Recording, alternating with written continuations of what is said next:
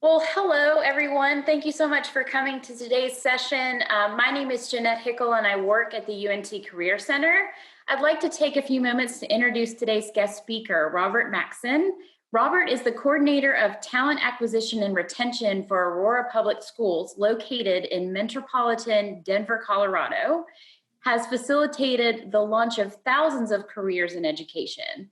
Robert has over 25 years of human resources experience, including working with Fulton County Schools in Atlanta, Georgia, the Georgia Department of Education's Georgia Teaching Licensing Authority, the Georgia Professional Standards Commission, and Georgia State University. Robert co-founded teachgeorgia.org, the nation's first teacher recruitment website clearinghouse targeted at staffing a state's public school systems. Today, Robert will share what school system administrators are seeking in candidate interviews, and you'll also hear strategies that can enhance your job search and education. Welcome, Robert. We're glad to have you. Thank you, Jeanette. It's great to be here. I'm excited to be here. I want to show you. I want to show you this first slide, and a lot of people know where Denver is, but very few people know where Aurora is. Aurora is just east of Denver, and if you look to the west, you see the city, and that's not Aurora, that's Denver. And then just beyond the city is the Rocky Mountains. So that gives you some sort of perspective. And of course, I'm here today to share with you the principles of interviewing. And I've been sharing the principles for a number of years. Yeah, I got the idea for this seminar back in 2008. I was at a recruitment event in Troy, Alabama, at Troy State University, and the recession had just hit, the Great Recession, and so teacher candidates were coming into the event, and they were going to table, and the schools were saying, "We're not hiring, we're not hiring." And I thought to myself, how disappointing and depressing that must be to hear as a brand new graduate. And so when the students got to my table, the Fulton County Schools table, I gathered them students around, and I started sharing job search strategies and tips for interviewing and whatnot. And one of the students said that I was the only person there at the event that was being helpful. And so I take that as a great compliment, because I feel it's very important that we always try to help others as much as we can. And so the principles of interviewing kind of began after that. So without further ado, first, this is the title, Today's Day, in case anybody wasn't aware of that, and that's me. I want to share with you a little bit more about me. University of Georgia grad. I've been doing human resources a long time, and we already went through some of that others. So things we're going to cover today are things you can do to set yourself apart in the job search, and that's really important because you're not the only one applying for certain positions. So there is a level of competition that you hopefully will be aware of. We're going to go over interview questions that you're going to get in some form or fashion from just about every school that you connect with. Talk about job search strategies. And one thing I enjoy sharing is information about human resource processes. Because when I was coming out of school, and when most people are graduating from school, they don't realize the part that human resources plays in the hiring process. And then we're also going to talk about the number one goal of this process is, and think to yourself what you think the goal is. Hold that thought, and we're going to come back to that later. And hopefully, we're going to see if what you think the number one goal is similar to what I think the number one goal is, and we'll go with that. Just so you know, schools love education grads, so there's going to be opportunities out there across the country, and it's just going to be a question of which one's the best for you. And it's easy these days to start feeling a little bit of anxiety. A lot of students may be starting to get a little nervous when you start hearing the news about recession, and then you see on the newspaper or online the school districts are cutting budgets and whatnot. So this was a Time magazine, and this is actually from about 10 years ago, ironically, where there was another recession. And what the article said basically was that a little bit of nervousness is actually a good thing. It's going to cause you to get out of your comfort zone. Maybe you're going to do more networking. Maybe you're going to attend a webinar in the middle of the afternoon or late afternoon on Tuesday, May 12th. You're going to do something that maybe you wouldn't have done a few months ago. And so are you going to start applying to more places, and you're going to create more opportunities for yourself. So if you are a little bit nervous, use that to your advantage. this was a slide that I was talking with students in person at the University of Kansas earlier this year. And these are school systems that are just around the Lawrence, Kansas area, Kansas City, for instance, Topeka. But what you can see, and those are the numbers of teachers those school districts hired this year. Of course, if you're not looking for a job in the Kansas City area, then why would you care? But you can take out the names of the school systems and just plug in local independent school districts in the Dallas area, Dallas and Fort Worth, and perhaps Denton and so on. So just know that when you look at the number of teachers hired, if the school system, like say Lawrence Public Schools hired 100 new teachers for this year, pretty much I would have to say that about half of those new teachers hired were elementary teachers. And same thing with Auburn, Washburn. 30 of those new teachers hired, or 30 of those 60 new teachers hired were elementary teachers. So there's lots of jobs out there. They're not all going to be what you're looking for. Half the jobs are typically elementary because half the schools are elementary, obviously. And so, so just so you know that there's going to be jobs out there. The question is, how many jobs do you need? And the answer, I hope, is one. So one thing we're going to talk about today is how to find that job and that one job that's a good fit for you and make it a great job. When I'm in person, I like to ask, has anyone had any interviews yet, any teacher interviews yet? And here we are in May. I'm hoping that some of you have had interviews. If not, just know that when you're student teaching, you're always, especially when you were in the building itself, you were being interviewed the whole time. Your appearance and your work ethic, how you interact with students and staff, all of that is being observed. Student teaching is one of the longest job interviews there is. And so hopefully while you were in the building this semester, you had a good opportunity to make an impression, a positive impression on faculty there. And a famous philosopher of the 20th century and now the 21st century says that luck is when preparation meets opportunity. And this famous philosopher, you may have heard of her. Her name is Oprah. And what Oprah is trying to tell us is that we are in control of a lot of our own luck. What we're doing these days, of course, what you're doing as part of your student teaching experience, what you're doing with the university, what you're doing today, attending, you're gaining more knowledge. So you're doing more and more to prepare yourself for those opportunities that are going to happen. Schools are going to be hiring for the next school year. So let's talk about ways you can make yourself lucky, not the mega millions lucky. That would be nice. That would change your whole job search outlook for sure. One thing I encourage you to do is learn the hiring process of school systems that you're targeting. When do they contract or recontract their current teachers? I like to look at the hiring process on the school system side is like a long line of dominoes. Schools can't hire or won't hire new teachers until they know they have a vacancy, obviously. So when do those schools that you're interested in contract their current teachers? Maybe they've already contracted them. In Georgia, it was usually in April or May when teachers decided to re-sign their contracts for the next year. Sometimes schools have more teachers than they had planned on having because of student enrollment shifting from school to school. So there's something called surplus or leveling, where teachers that are already under contract for the next school year, but they're not going to be in the same building they were this year. They need to be moved to another building because that's where the student projections are for the other building. So there's a process that happens after recontracting occurs. Like I said, it's called surplusing or leveling, where current teachers are moved to the buildings where they need to be. Just remember that when you sign a contract with a school system, you sign a contract to work for that district. It's not a contract to work at school A or school B or school C. So teachers are moved to where they're needed. And once that process of surplusing or leveling ends, that's when schools flip the switch to bring in new teachers. And so that may have already in the greater Denton area or Dallas Fort Worth area, maybe that process has already occurred.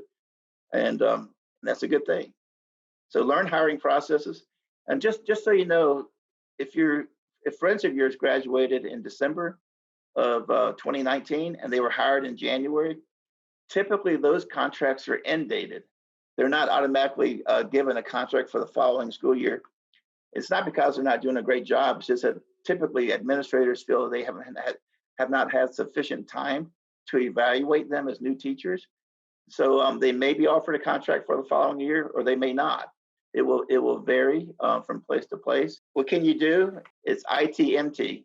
In the meantime, you have no control over human resource processes. Those dominoes are going to fall when they fall. So what can you do? So I encourage you to make a list, start a ranking of school systems that you're interested in, and have reasons why you're interested in that particular district. Is it the location? Sometimes that's it. Why you want to be there? Is it academic data? And a lot of people, you can Google the best schools in Texas or the best schools in Iowa or Colorado, and you can see a listing of what those schools are. Sometimes, though, academic data can be the other way. You can look for schools that have a greater need, and those are typically your Title I schools with underserved populations. So maybe that's where you want to be. You want to go to a place where there's a greatest need for someone with your skills and abilities. Maybe it's a maximum range of opportunity is what you're looking for. Typically, larger school systems will have multiple layers of instructional or supervision without having to be a principal or assistant principal. So if your ultimate goal is to get more into the leadership role, maybe 5-10 years down the road, so maybe a larger school system might be more to your advantage of you'll be able to get those opportunities, or perhaps it's something else. But you definitely want to have a list of what your school systems are and why you want to be there. And this is something it's kind of sad this year, but you don't have to create a whole March Madness bracket. But I do encourage you to rank your top 1, 2, or 3, 4, or 5 seeds of places you want to be, and hopefully. As we all know, the number 1 seed, just ask the University of Virginia, the number 1 seed does not always win the championship. But have a good reason. Maybe that 3rd seed can be the best one for you. And also, just like you're doing today, and you're going to do on the 20th at the virtual career fair, you want to network. Networking is more important than ever, and not just because of the recession that's taking place. You want to talk to as many people as you can, connect with as many schools as you can, ask questions, ask them about what's going on with their particular district. Do they anticipate hiring, or when do they anticipate hiring people? And if you hear something, this is my favorite part, is if you hear something, and say you're a math person, and but you're looking for math jobs, and you come across a job that's a language arts job, and even though that job is not for you, but someone in your school, one of your classmates are language arts, and you can share that information with them. People like it when people help them, and they like helping other people as well. Timing is very important. Like I mentioned, the contracting and recontracting of current teachers, it's a good time to send follow-ups. And the thank you can serve multiple. Of course, you're sending the message as a thank you, but it also is a reminder to the recruiter or to the principal or whoever you spoke with at the school system that you're still on the radar, that you're still available. So you're sending a thank you, and just ask them, please let me know if there's any opportunities. And I encourage you to stay engaged, especially here we are in May. Schools hire throughout the summer, June, July, and up to August, and even after August. Schools hire, especially large school systems, hire all the time. What you're told can change. You could be told today or tomorrow that this large independent school district is not hiring. Don't believe it. If they're a large school system, they're going to be hiring sometime. Somebody who maybe decided not to retire, all of a sudden is going to decide to retire. So I want to encourage you to continue to stay engaged, continue checking job boards, checking Handshake for opportunities. And like I said, continue that network, build your network.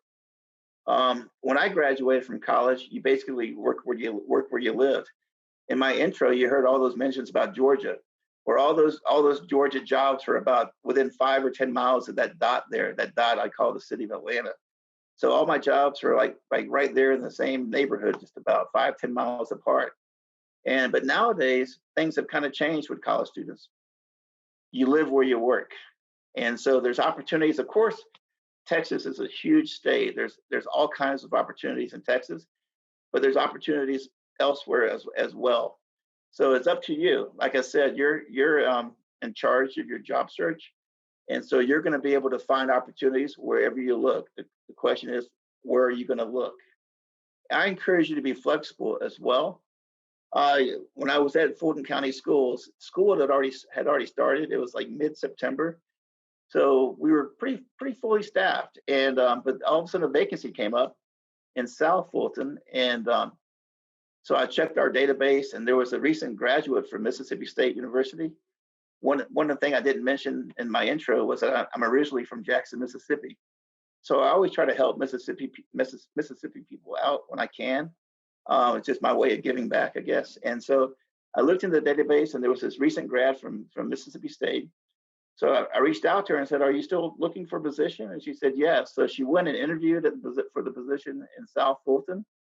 They liked her. They offered her the position, and she declined. And so she sent me an email and said that she was sorry she declined, but her boyfriend said it was too far for her to drive. So I thought to myself, wow, that was close, because I always try to recruit adults, people who make their own decisions. And so I said, okay. So about 4 or 5 weeks go by, and there's another vacancy in South Fulton. So I looked in the database, and I saw that her name was still there. So I reached out to her and said, are you still seeking a position? She said, yes. So she went and interviewed for this second position. They liked her. They offered her the position, and she accepted this position.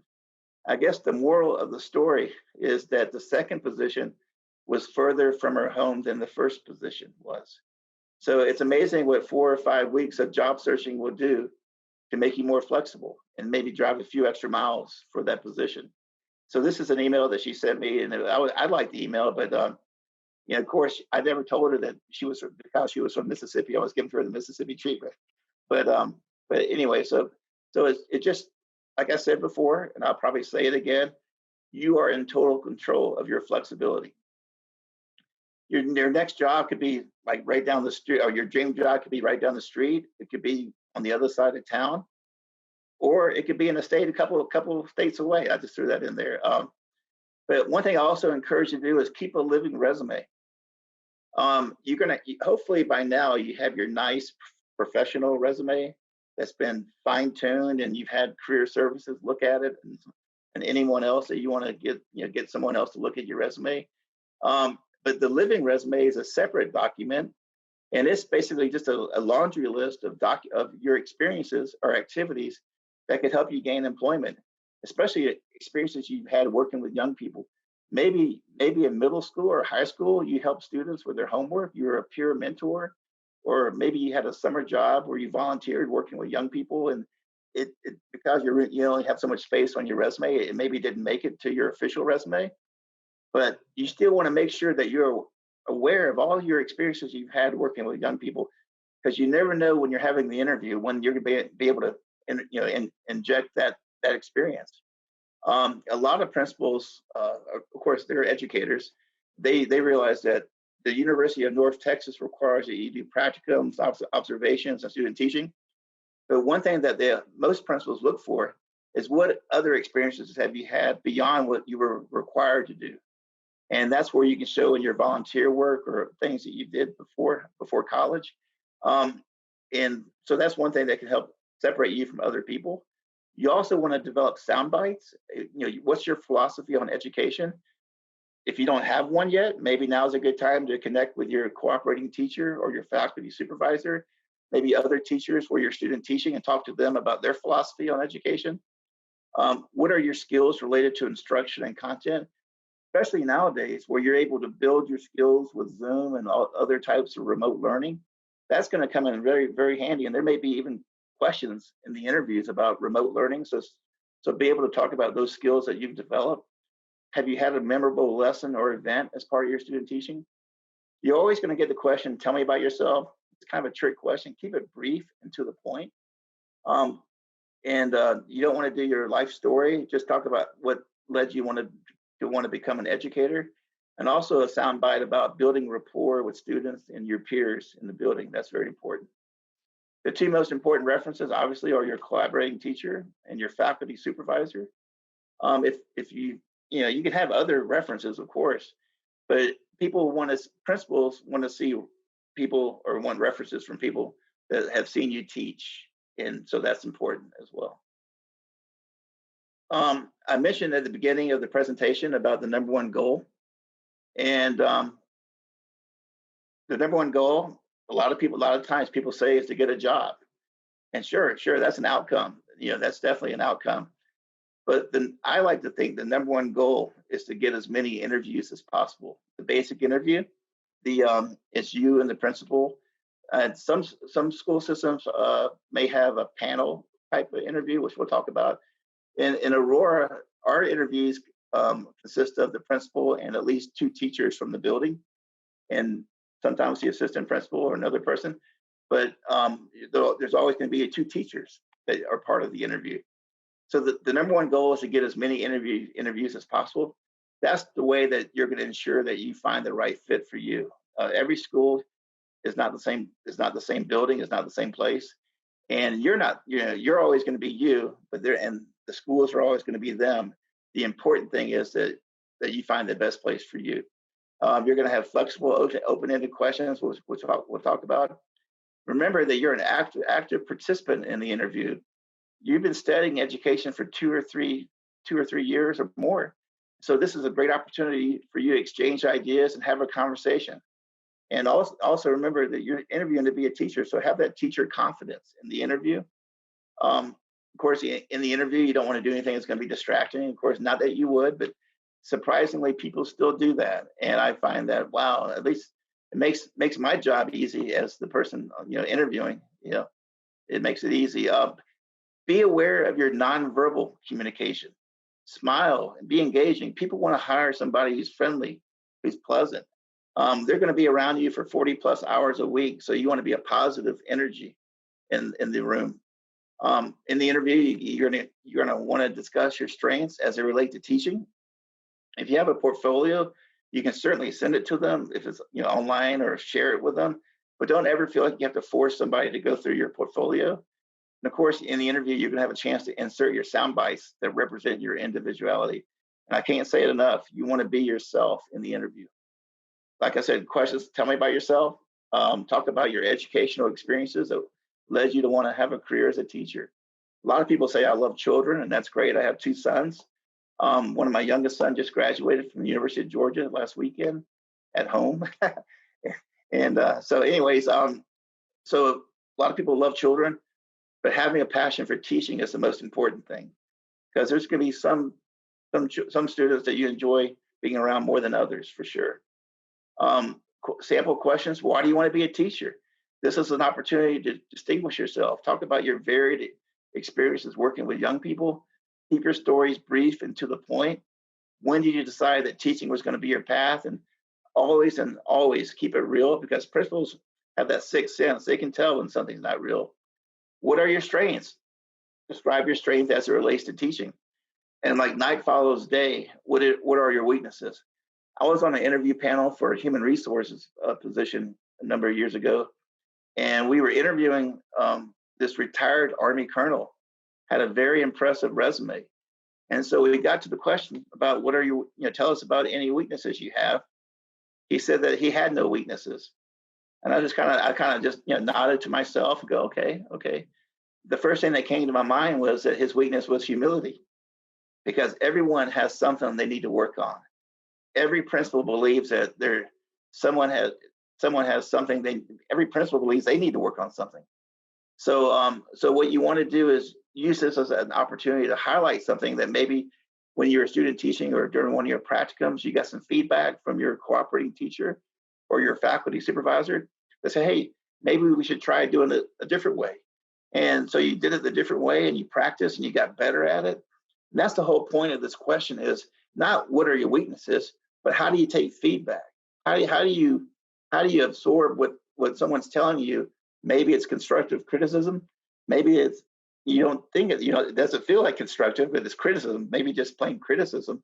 But how you take that information and process it and put energy behind it and get better at it. So that gives you a short story to tell. Of course, you don't want to dwell on it, but it just shows how you can work on something and improve. And I always like to tell people, Superman had kryptonite, so even Superman has something he needed to work on. course, more questions about classroom management. Now is the time to talk to your faculty supervisor or your cooperating teachers and teachers in the building and connect with them. Find out from them what techniques they utilize, what they've learned over the years. Why do you want to be at this school or this school system? What's your best moment in student teaching? What's your most challenging moment? How will you work with parents?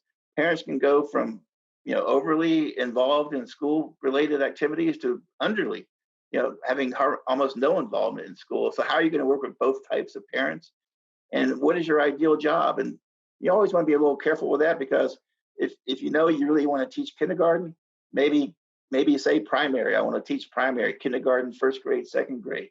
So you want to keep it somewhat flexible. More questions to anticipate. How will you get students to do things they don't want to do? One of my favorite answers was bribery.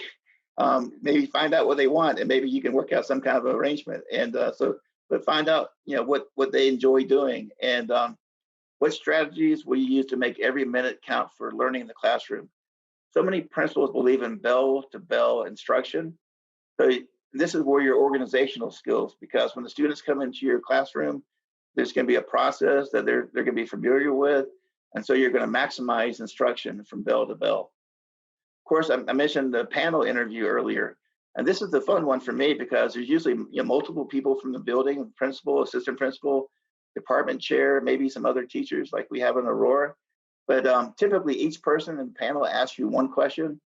If it's a 30-minute interview, it's usually one question, maybe 5 or 6 people in the room. Or if it's an hour interview, they may ask 2 questions and go around the room.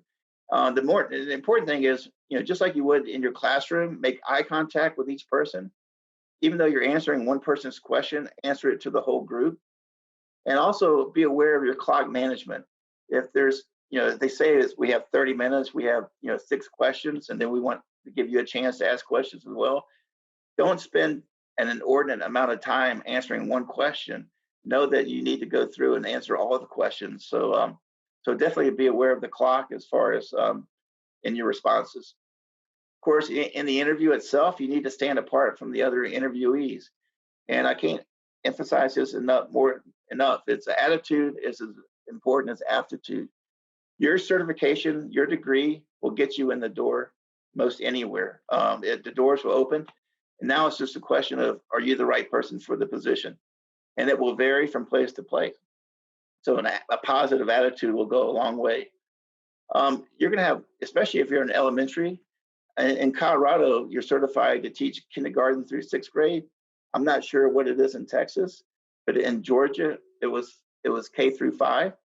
And that's a huge range there, K through 5, going from kindergarten to 5th grade. So you may interview for a 5th grade teaching position, but you did your student teaching in 1st grade. And so the principal, you really connected with the principal and felt really good about the interview. And the principal is going to say, well, I'm going to hire the person that has more 5th grade experience. So they hired somebody else. Maybe there was a student teacher who student taught in 5th grade, or maybe they were an experienced teacher who taught in 4th or 5th grade. But you're going to feel bummed out. You're going to go, wait, wow, I really felt good about that. I can teach 5th grade. But that's okay. Even though you didn't get the position, principals are a very close network a community.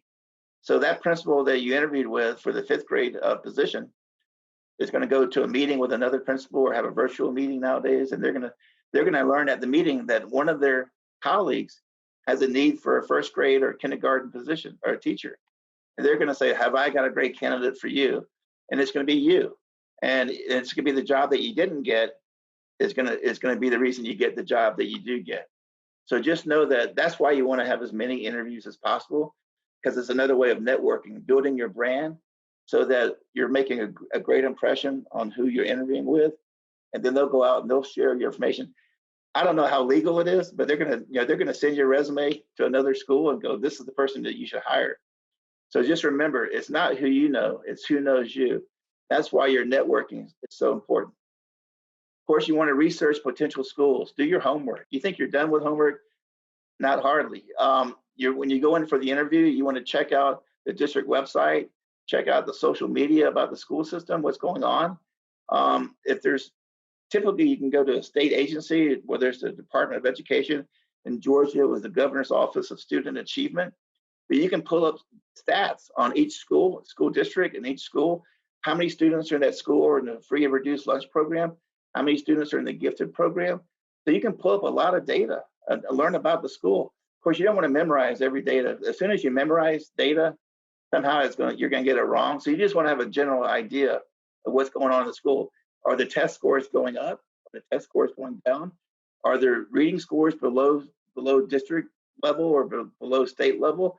Maybe that's your specialty, is teaching young people how to read. And that's something that you feel you can make a contribution to the school. But you want to go in there knowing something about the school. The last thing is when they say, what do you know about our school? And you say, it's on this neighborhood or this street. Not a good answer. So you want to go in there prepared, knowing a little bit about what's going on in the school.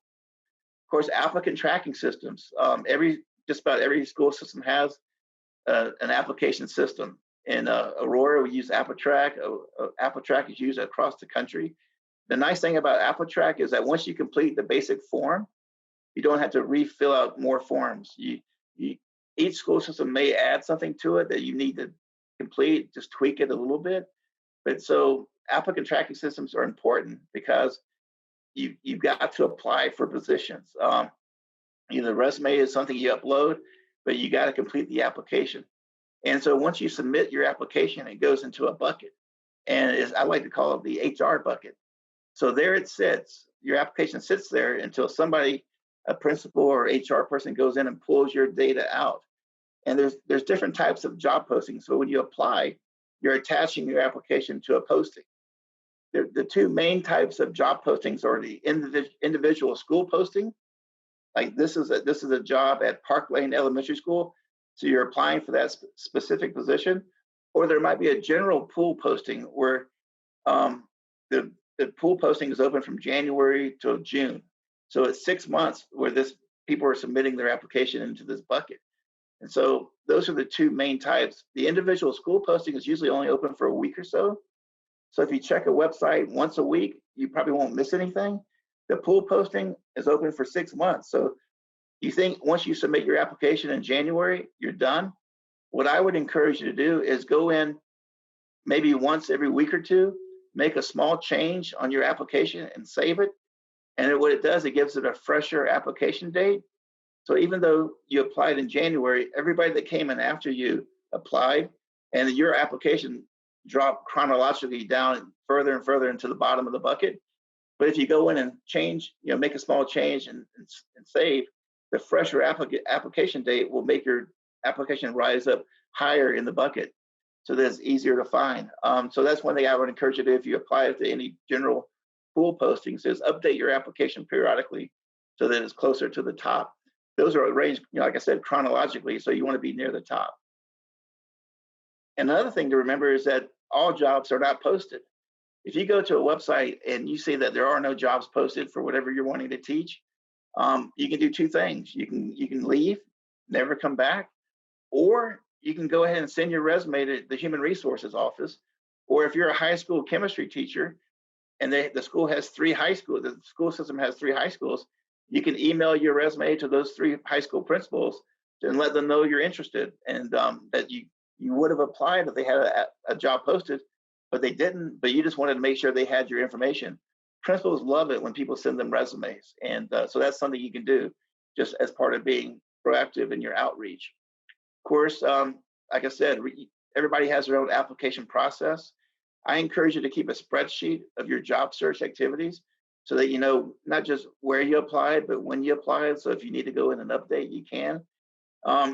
It's funny, those application dates are like a carton of milk. When you go to the grocery store, the first thing you look at the carton of milk is the expiration date. So seeing a fresh application date on an application makes a principal think, wow, this is a new person. This is exciting. This is somebody who's been new, not somebody who's been applying for months and months. This is like fresh. So that's why you want to update as necessary. And also get your name, if you're student teaching, get your name known in the school. Let people know of your interest. And like I mentioned, another thing you can do is send your resume to other people in the organization.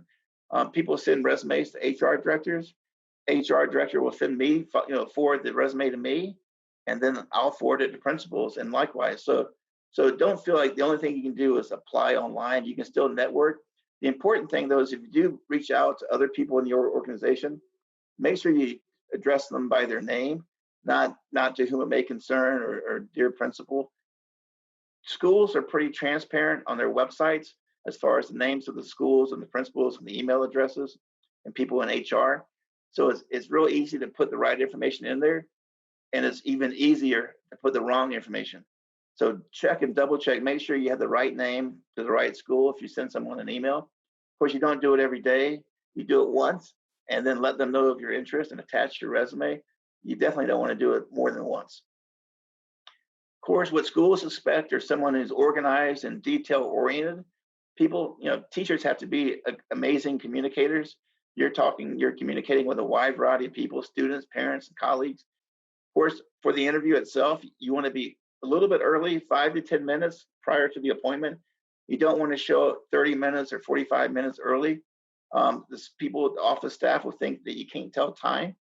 Not to say you shouldn't get to the building early. Especially if you're going someplace where you're not familiar. Drive around the neighborhood, get to the building. Just don't go inside until 5 or 10 minutes. And like I said, your degree from the University of North Texas will get you in the door of many, many places. After that, it's all about you. Things you should expect is that interview times will vary from an hour to 15, 20 minutes is pretty much the short end of it. Whatever the time frame, when they call and set up the interview, if they say do you want the 9 o'clock, 9:30, 10 o'clock, 10:30, then you can pretty much know that the interviews are 30 minutes apart. But if they say, do you want the 10 o'clock or the 2 o'clock, it's a fair question to say, okay, I'll take the 10 o'clock because I'm a morning person. But or don't tell them that you're a morning, but just know that you're a morning person, and I'll take the 10 o'clock. And can you tell me how long interviews typically last? If they say it's an hour, okay, now you have an hour to know that you have that much time to share your information. If they say it's only 30 minutes, okay, now you know you got to be quick with your responses and make the most of the time or whatever it is. Every application has those background check questions. It's either a yes or a no. If it's a yes, check yes, and usually they give you a little place to explain why it's a yes. The worst thing you can do is check no when it's a yes, and because that will come back in the background check, and so you definitely don't want to omit anything. There are very few deal breakers as far as that goes, and so just know that if it's a yes, check yes, or a no, check no. Double check your grammar. When we came out with the Teach Georgia application, we had a focus group of HR directors, and we asked them, do you want us to put spell check on the application? And they said, heavens no, they want to know who can spell. So this is another way it's easy to make mistakes with just spelling and grammar. So, copy, do it in Word, copy and paste it into the application if you need to. Follow-up is also something that's very lacking these days. Follow-through is huge. A lot of people attend career fairs. That's pretty easy. The college does all the work, setting up the event, inviting the schools and getting everybody marketing the event. So all students have to do is show up, and that's easy. A lot of people interview well. The good thing, if you don't interview well, the more interviews you have, the better you will get. The one thing that people don't do well is send thank yous. To me, it's the most overlooked piece of the job search process. Even just an email, a sincere, well thought out thank you email or letter or card will make you stand out, because very few people do that. It shows you really want the job, that you care. And so it's also another opportunity for you to share information that you discussed in the interview, and that what you think about it and what you liked about it. So if they told you something about their curriculum that you really thought was good, you can share that back with them and say you really were impressed with that information. And it's, like I said, it shows you care. Back when my kids were little in the 90s, we watched a lot of this guy. And, I know it's been a long time for a lot of us, but he's still right. So one thing I also encourage you is don't be sloppy. Like I said, those canned emails, don't get in that business of sending the same email to everybody and just change out the name of the school district. This person sent me an email and they forgot to change out XX. And so I hope they found a job in wherever XX is, because I was not impressed. The other thing I could say, proofread everything before you click send. Once you start making things personalized, dear Mr. and Mrs. Dr. So-and-so at such and such school, It's easy to make mistakes, so double check and proofread. Don't confuse a letter of intent with a contract. A lot of school systems will hand out letters of intent, and all that means is if they have a vacancy that matches what you want to teach at some time in the future, they want to hire you. But until that happens, you don't have a contract. So if school system A is one of your top 3 or 5 choices, and they offer you a letter of intent, go ahead and sign it if you want to teach at that school system. But I would still, if I were you, I would still keep applying to school system B, C, and D, because until you have a signed contract, you don't have a signed contract, and you don't want to put yourself on the shelf while other jobs are being hired. So, and like I said, there's no guarantee that school system A will have that job down the road. So just so you know, make sure that you're doing what's best for you. This is more advice. Don't name your resume. I would encourage you to put your content area and your name as far as the title of your resume. Beware the message taker, and also when you're job searching, answer the phone. I know it's hard to answer the phone when you see somebody, a number that you're not familiar with, but that's the way most school systems communicate still with candidates to set up interviews. So if a school is setting interviews for 5 time slots and they call you, and by the time you check your messages, you call them back, well, 4 of the time slots are already taken and you get what's left over. That may work out for you, it may not work out for you. So you definitely want to be answering the phone. Plus it gives you time to talk to a lot of telemarketers, and but you can keep those conversations brief, I'm sure. Like I said, beware the message taker. If you use more than one phone, make sure that you're just using one phone for your jobs, and you want to be total in charge of your communication. Of course, leave no stone unturned. Once you identify your geographic area, learn what charter schools in that area.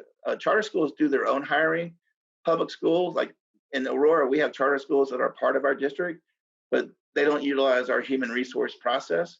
If you want to apply to a charter school, whether it's with us or somebody else, you usually need to apply to those schools directly. Of course, public schools have their own systems, private schools and parochial schools. So if you want to teach middle school or high school, you want to know all the middle schools and high schools in that area and decide whether or not you want to apply to them. Of course, after the interview, it gets exciting. HR will call you, hopefully. And so when HR calls, know what you want and be ready to accept. You know when you have a good interview, when you walk out the door, you feel like you're feeling good. Start thinking about envisioning yourself at that school, working for that district with those people that you interviewed with. And so that will help you kind of get a head start on whether or not this is the right place for you. You may leave an interview and go, this is not the right place for me. And that's good too. But HR would typically give you some time to think about it. But just remember, you're the number 1 choice, and maybe you are just edging out the number 2 choice. And so if you decide you don't want the position, then the school definitely wants to hire the number 2 choice. So just sort of start thinking about what's best for you. What makes the best candidate out of all these categories? Education, degree, GPA, experience, ability, personality, presentation, references, praxis score, and in Colorado it's praxis. In Texas it may be a different content test. But which of these is the most important thing for the candidate to have? All those answers are very good answers. Here's the trick though. What schools are looking for is the best combination of all these. Schools are willing to make a sacrifice on GPA. If you have a 4.0 GPA, but you didn't do anything else while you're in college, then that says something. It says that you have a 4.0, not a whole lot else. If you have a 3.5 or 3.6, but you were a social service chair for some organization, or you were a president or vice president of a club, so it can really speak to a lot. Of course, experience is hard, especially if you're a new teacher. How do you get experience other than student teaching until you get hired?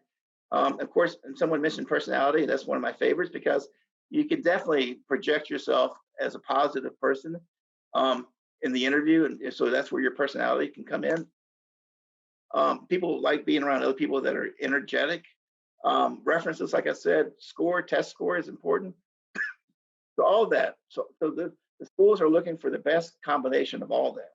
Besides the principal, who's the most important person you want to impress at the school? You may think the interview starts when the principal comes out to greet you and bring you in, or whoever comes out to greet you and bring you into the interview room.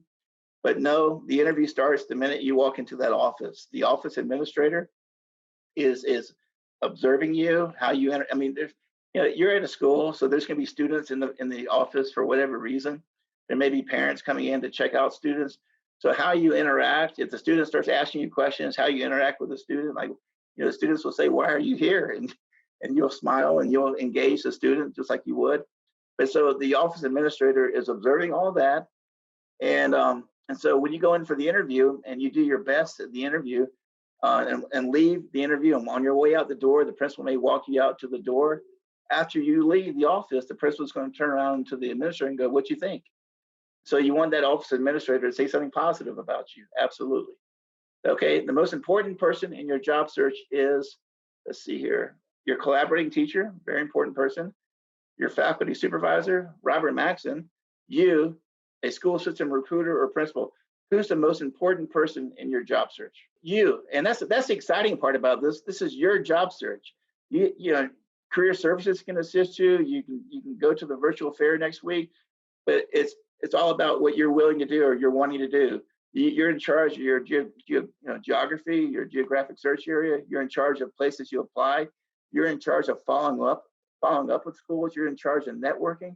You're the CEO of your job search, and so it can be as robust as you want it to be.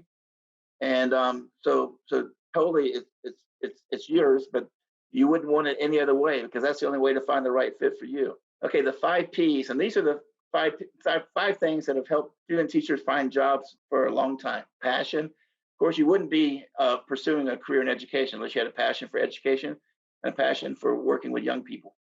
Preparation. Of course, you've been spending a lot of time and energy over the last few years preparing to be an educator.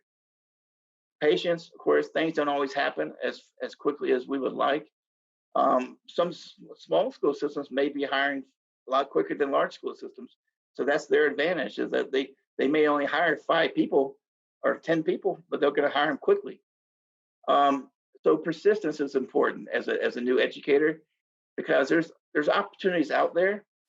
And if you keep interviewing with A, B, and C school system and it doesn't seem to be working out for you, add some more school systems to that mix. Start making your search area bigger. And the last P is the most important P of all. This one happens around mid-June, early July, and especially when you're on social media and you see your classmates are starting to post on their Instagram or on their Twitter that they have a position at X, Y, or Z school system, and you're going to start getting disappointed, and you're going to go, wait a second, I have a higher GPA than that person did, or I was a better student teacher, or I won this award or that award.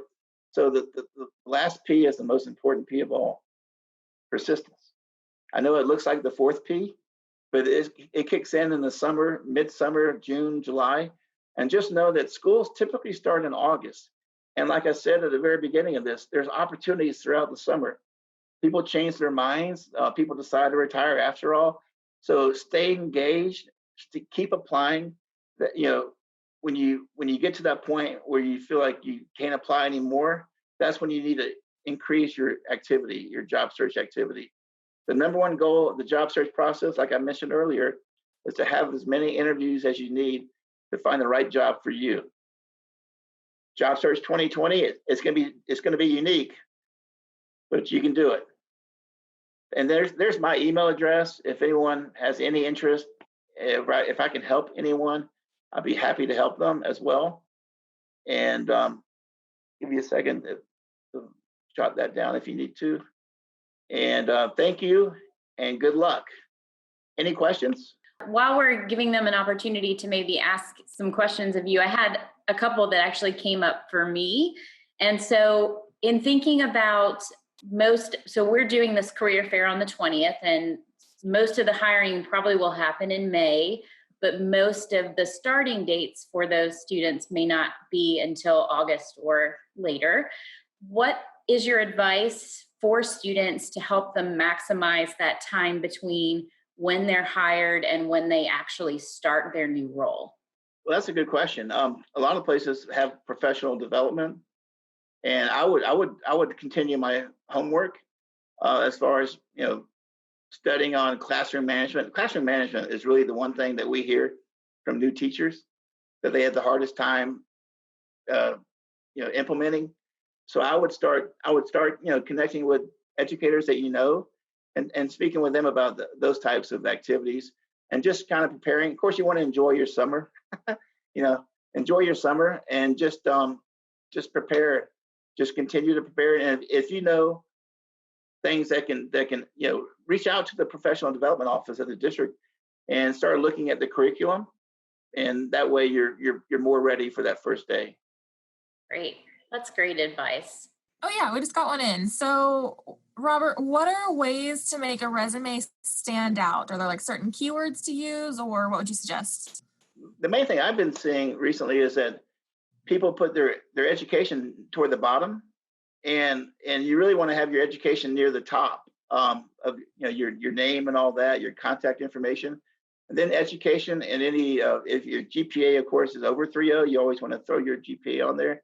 But I call it or I don't call it. It's called the thumb rule, where from the top of your resume, just with your index finger, and then down to where your thumb is, you want to give somebody a reason to want to invite you in for an interview. And typically it's your certification, your eligibility. And so you want to list, if you don't have your certificate yet, but you know that once you complete your program and you officially graduate, that you're going to be eligible for the Texas Language Arts 4 through 8 or whatever certificate, list that on there, say eligible, for whatever type of certificate on there.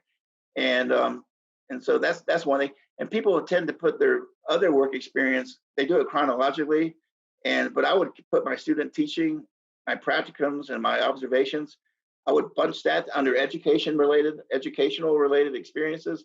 And then if I had other jobs or experiences, I would have another category underneath that. And it's always a good idea to have someone else double check your resume too. Trying to maximize your information in there, as you want to be as descriptive as possible of your experiences. And especially if you've had a wide experience working with 5th graders or 3rd graders or 1st graders, you want to show all the different populations that you've worked with. And also, if you worked with a diverse population, you want to make note of that as well. Great. Well, I just want to say, unless there are any other questions, maybe pop back over to that last slide that had your contact information so people can catch that really quickly. Sure. But if there are any other questions, certainly feel free to reach out to Robert or reach out to the Career Center or career.center at unt.edu, and we can help you to get connected with Robert. Again, thank you so much for taking the time to speak with us today, and thank you to all the participants that have joined us today. And we look forward to seeing you at the Career Fair virtually on May 20th. If you have any questions about that, please don't hesitate to reach out to us as well.